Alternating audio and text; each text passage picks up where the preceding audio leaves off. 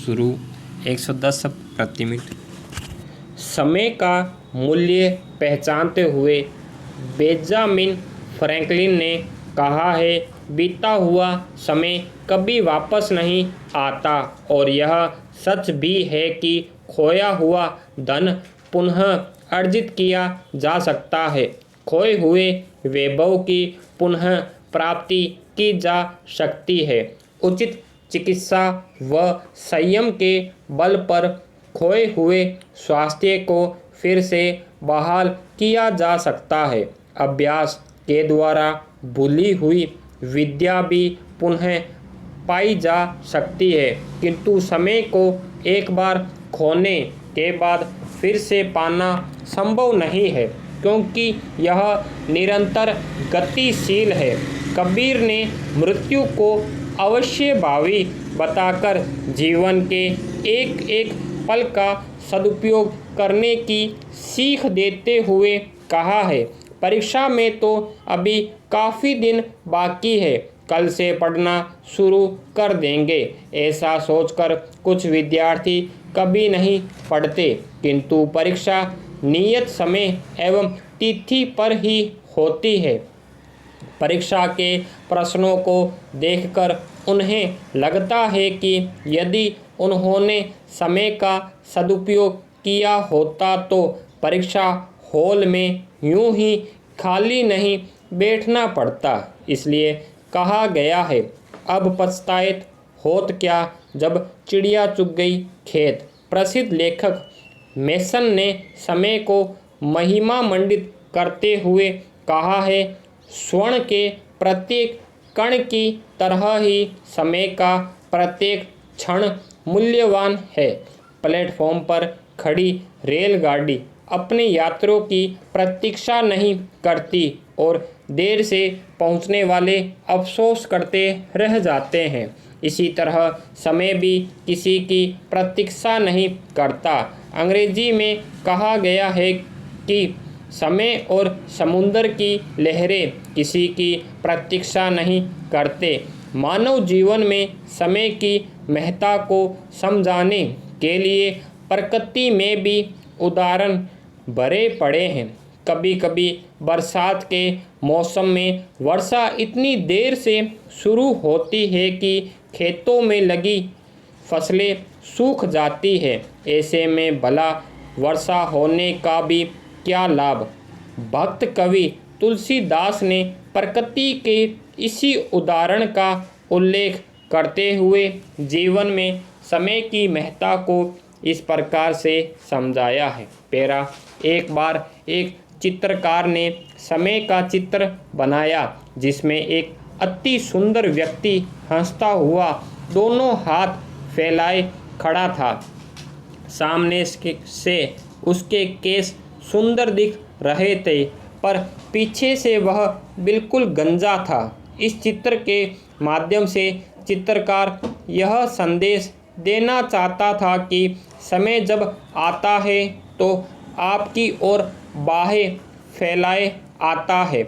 ऐसे में यदि आपने सामने से आते हुए समय के केस पकड़ लिए तो वह आपके काबू में होगा, किंतु यदि आपने उसे निकल जाने दिया तो पीछे से आपके हाथ उसके गंजे सिर पर फिसलते रह जाएंगे और फिर वह आपकी पकड़ में नहीं आएगा। इसलिए समय को पहचान कर उसका सदुपयोग करना चाहिए। पैरा, समय के सदुपयोग में ही जीवन की सफलता का रहस्य निहित है। राजा हो या रंक, मूर्ख हो या विद्वान, समय किसी के लिए अपनी गति मंद नहीं करता। इसलिए सबको जीवन में सफलता के लिए समय का सदुपयोग करना ही पड़ता है। आज तक जितने भी महापुरुष हुए हैं उनकी सफलता का रहस्य जीवन के हर पल का सदुपयोग ही रहा है। कठिनाइयों एवं संघर्षों का सामना करते हुए वे निरंतर अपने निर्धारित लक्ष्य की ओर बढ़ते रहे और एक दिन अपने लक्ष्य को प्राप्त करने में सफल रहे। समय के मूल्य को समझने वाले लोगों की दिनचर्या हर रोज सुबह शुरू हो जाती है। बुद्धिमान व्यक्ति अपने अवकाश के समय को भी व्यर्थ नहीं जाने देते, किंतु आलसी एवं अकर्मण्य लोग देर तक सोए रहते हैं। इस संदर्भ में पंडित जवाहरलाल नेहरू ने बड़ी अच्छी बात कही है, समय की माप बीते वर्षों से नहीं की जाती, बल्कि इससे की जाती है कि कोई उस अवधि में क्या करता है, कैसा महसूस करता है और क्या प्राप्त करता है। मेरा जीवन में प्रत्येक कार्य के लिए नियत समय निर्धारित होता है। पढ़ने के समय पढ़ना चाहिए एवं खेलने के समय खेलना। कक्षा में बैठकर खेलकूद की बातों में खोए रहना एवं खेल के मैदान में पढ़ाई लिखाई की बातें करने को तर्कसंगत नहीं कहा जा सकता। अंग्रेजी में कहा गया है कि प्रत्येक दिन खुश रहने के लिए काम के समय काम करो एवं खेल के समय खेलो। पेरा दिन भर काम करने के बाद रात्रि में सही समय पर बिस्तर पर सोने के लिए चले जाना चाहिए। देर से सोने से स्वास्थ्य पर प्रतिकूल प्रभाव पड़ता है। इसी प्रकार सुबह देर से उठने पर भी बहुत से कार्यों के अधूरे रहने का भय होता है। अधिकतर लोगों को अपना समय मनोरंजन में व्यतीत करते देखा जाता है। मनोरंजन भी जीवन के लिए अनिवार्य है, किंतु काम करने के समय यदि मनोरंजन किया जाए तो उसे किसी भी दृष्टिकोण से उचित नहीं ठहराया जा सकता। अतः किस समय क्या करना है, अपनी दिनचर्या में इसकी समुचित व्यवस्था करना अत्यंत आवश्यक है। जिस मनुष्य का कार्यक्रम सुनिश्चित नहीं होता, उसका अधिकांश समय व्यर्थ में ही इधर उधर की बातों में बीत जाता है। जो व्यक्ति अपना निश्चित कार्यक्रम बनाकर मानसिक वृत्तियों को स्थिर एवं संयमित करके कार्य करता है, उसे जीवन संग्राम में अवश्य सफलता प्राप्त होती है।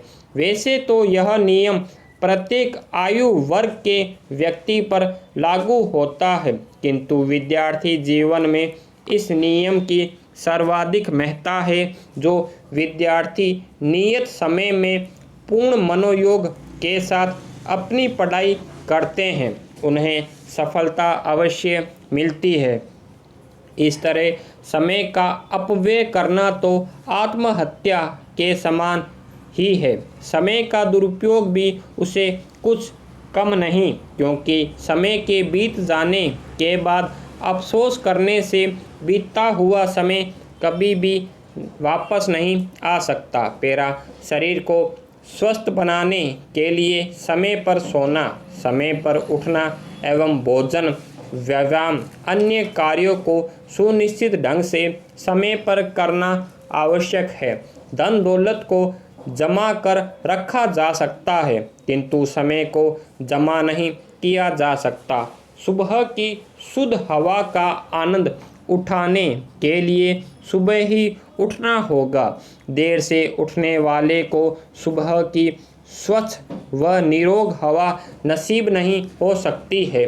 साथ ही समय का सदुपयोग करने से मनुष्य की व्यक्तिगत प्रगति तो होती ही है, उसके व्यक्तित्व में भी निखार आता है।